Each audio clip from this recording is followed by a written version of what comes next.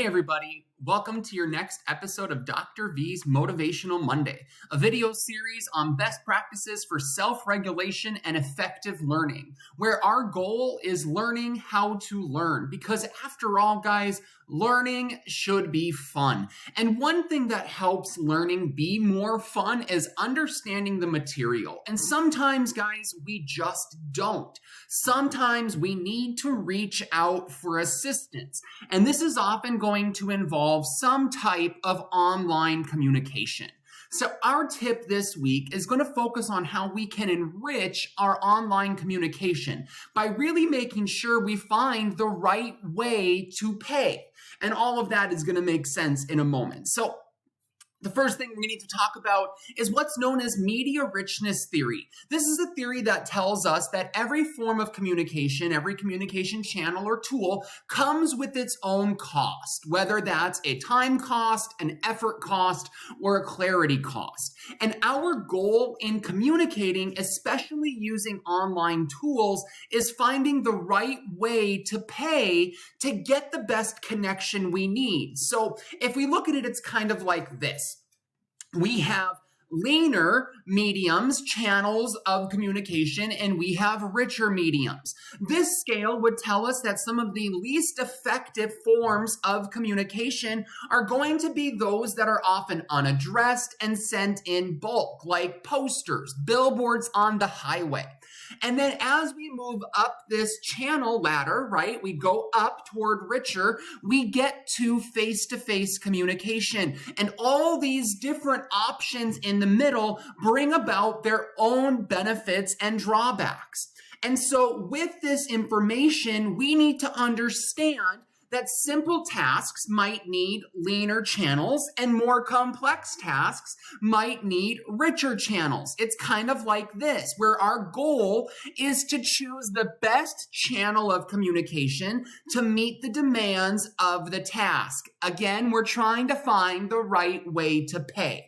And so what we're going to do is we're going to look at 5 different forms of online communication that you could use in order from leanest to richest. And the first thing we've got is social and informal communication. This is going to be things that exist on social media channels where it's very public. It's not necessarily targeted toward any specific person. This could be something like GroupMe or Facebook or the like. These are going to be channels that are best for quick, casual check-ins and reminders and allow us to build community because we know that each other is there, but we're not necessarily in direct contact with one another. We can think of this as tap to pay. Because like tapping, these tools are instant and convenient, which is great for something quick.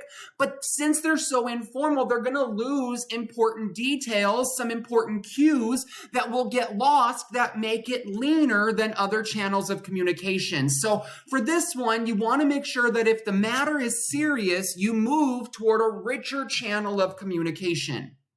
The next thing we've got is text. This is going to be like your check method. This is emails and chats and discussion boards. These are going to be formal questions where it's best to have that written response.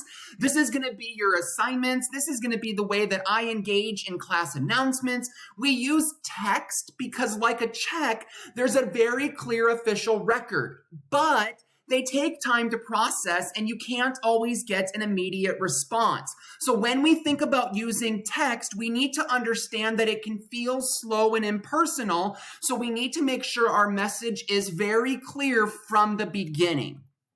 The next option is going to be audio. This is going to be things like voice memos and phone calls, and that's going to be like your cash option. This is going to be quick clarifications if you need to call somebody and say, I'm really not understanding X, Y, and Z. And this can also be great for urgent communication with your instructor. Every instructor has a phone in their office, so if you ring it, likely you might get a hold of them. Now, like cash, audio messages and calls are fast, direct, and personal, but once they're spent, once the cash is gone, there's no record of it. You can never prove that you had that cash, and much like that audio, unless it's written down, there is no record. And so if the details matter, I would encourage you to use a richer form of communication or a text form of communication, at least as a follow-up. We have our collaborative tools. These are going to be things like Venmo, Google Docs, whiteboards, where it's going to be great for group projects and feedback, and especially putting together some kind of shared study guide. Like Venmo, these tools make connection and teamwork almost seamless, allowing people to contribute and track their progress in real time. However, they're not going to be great for deep discussion. They're going to be more focused on the tasks. So if you have something that's really complex and you need to make sure you're really getting some richness out of it, you need to make sure you pair it with some kind of face-to-face communication, even if that's mediated, like a video mediation, Zoom or FaceTime. This is going to be your credit card. This is best for group projects, deep discussions, and if you need to engage in office hours, right? Sometimes you can gain more from face-to-face. Now, like using a credit card, videos allow for big, complex interactions with rich detail, but they take planning. You can't just spend what you don't have, and if you don't have it, you have to pay for it eventually, right? So it takes time and effort to make sure that your communication is effective. You have to get everybody there, the energy to do that, making sure everybody's schedules align. There's a lot of effort that goes into creating that richness. So you need to make sure you use these wisely. There's an old expression that this meeting could have been an email, right? If the message is not complex, if the task is simple, it might be better to use a leaner form of communication. So really make sure you think about how you can enrich your online communication using what we know about media richness theory. That's everything for this episode of Dr. V's Motivational Monday. If you'd like a say in the content produced on this channel, go ahead and scan this QR code. Otherwise, stay tuned for future episodes. Take care, guys.